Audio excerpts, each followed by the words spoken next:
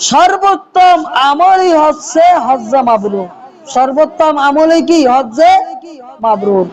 নবী সাল্লাল্লাহু আলাইহি সাল্লামকে জিজ্ঞাসা করা হলো, সুইলা রাসূলুল্লাহ সাল্লাল্লাহু আলাইহি ওয়াসাল্লাম আইয়ুল আমালি আফদাল, সর্বোত্তম আমল কোনটি? তখন নবী সাল্লাল্লাহু আলাইহি ওয়াসাল্লাম বললেন, ঈমানু বিল্লাহি ওয়া রাসূলিহি, আল্লাহ এবং রাসূলের প্রতি ঈমান আনা হচ্ছে সর্বোত্তম আমল। অতঃপর সাহাবী জিজ্ঞেস করলেন, সুম্মা মাযা, অতঃপর কোন আমলটি উত্তম? তখন নবী সাল্লাল্লাহু আলাইহি ওয়াসাল্লাম বললেন, আল জিহাদু ফি সাবিলিল্লাহ, এরপরে সর্বোত্তম আমল হচ্ছে আল্লাহর পথে জিহাদ করা। অতঃপর আবার জিজ্ঞাসা করা হলে, সুম্মা মাযা, অতঃপর সর্বোত্তম আমল কোনটি?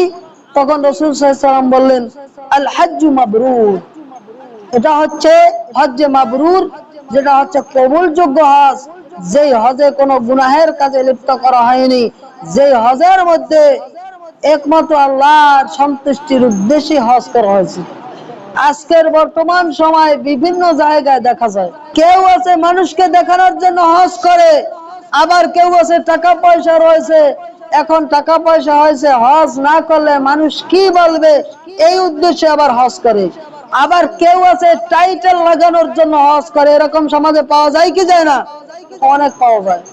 যাই হোক, একমাত্র আল্লাহর সন্তুষ্টির উদ্দেশ্যে যারা হজ করবেন তাদের জন্যই প্রতিদানই হচ্ছে ইল্লাল জান্নাহ, জান্নাহ। তাদের জন্যই প্রতিদান হচ্ছে রজা কায়ামিন ওয়ালাদাতু উম্মু, তাদের জন্যই প্রতিদান হচ্ছে সদ্য ভূমিষ্ঠ সন্তান যার কোনো গুনাহ নেই, তাদের মতোই সে বাড়িতে ফিরে আসবে। সুবহানাল্লাহ।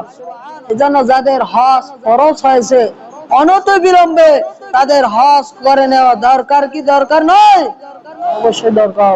আল্লাহ সুবহানাহু ওয়া তাআলা আমাদেরকে অনতি বিলম্বে হজ আদায় করার তৌফিক দান করুন, আমিন। যাদের সামর্থ্য নাই, হজ করার সামর্থ্য নাই, তারাও তো নিয়ত করতে পারি যে আল্লাহ যেন আমাদের যে জীবনে একবার হলেও হজ করার তৌফিক দেন।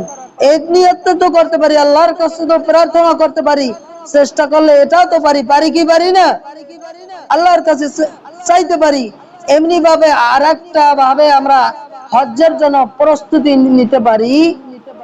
সেটা হচ্ছে কি, এক নাম্বার হচ্ছে আল্লাহর কাছে চাইতে পারি, দ্বিতীয় নাম্বার হচ্ছে যদি সম্ভব হয় মাসে কিছু টাকা জমিয়ে রাখতে পারি, হজের জন্য ব্যাংক অ্যাকাউন্ট তৈরি করতে পারি। বিভিন্ন ভাবে আপনার বিভিন্ন জায়গায় ব্যাংকের হিসাব অ্যাকাউন্টের জন্য ব্যবস্থা করা হয়েছে যে হজ করার জন্য কিছু টাকা প্রত্যেক মাসে মাসে রাখবে। যখন হজের টাকা জমা হয়ে যাবে তখন সে হজ করতে যেতে পারবে। এই নিয়তটাও তো আমরা করতে পারি, কি চাইলে সম্ভব কি সম্ভব নয়?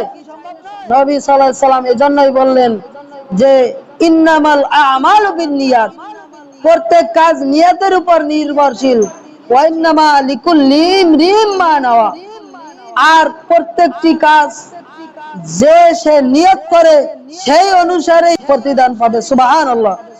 এজন্য আপনি আমি যেই নিয়ত করি, যে নিয়তেই কাজ করি, সেই নিয়তেই সেই কাজটা প্রতিফলিত হবে, সেই নিয়তে সেই সওয়াব পাবে। পাবে কি পাবে না? অবশ্যই পাবে। আল্লাহ সুবহানাহু ওয়া তাআলা আমাদেরকে বিষয়গুলো বুঝে আমল করবার তৌফিক দান করুন, আমিন।